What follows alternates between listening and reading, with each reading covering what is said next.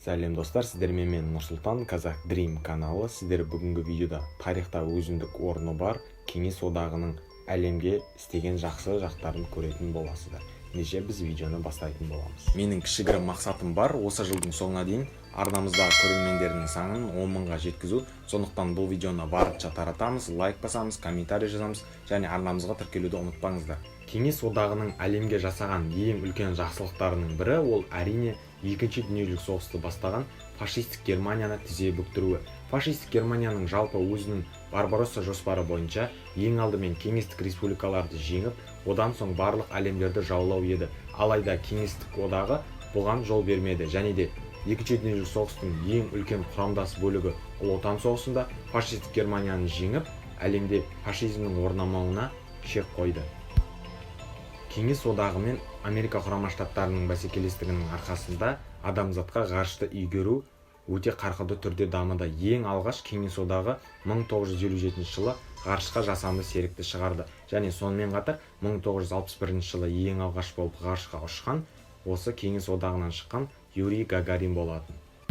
Тағы қызықты мәліметтердің бірі осы Юрий Гагарин Қазақстандағы, яғни Байқоңыр ғарыш айлағынан ұшқан болады.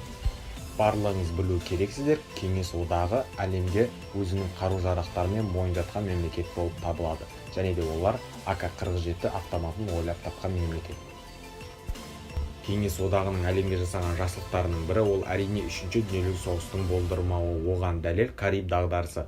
1960 жылдары Америка құрама штаттары өзінің атом бомбаларын Түркия мемлекетіне апарып қойған болатын. Кеңес одағы оған жауап ретінде өзінің одақтасы Куба мемлекетіне өзінің атом снарядтарын жасырады.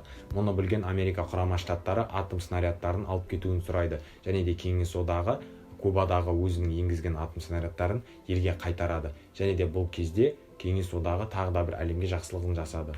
Кеңес одағының тағы да бір адамзатқа жасаған жақсылықтарының бірі қазіргі таңдағы Кеңес одағынан бөлінген мемлекеттер бұрынғы Кеңес одағындағы білім жүйесін қолданады. Және де осы 15 республиканы басқарып отырған адамдар бұрын Кеңес одағында білім алған тұлғалар болып табылады. Келесі видео Америка құрама штаттарының тарихы туралы болмақ.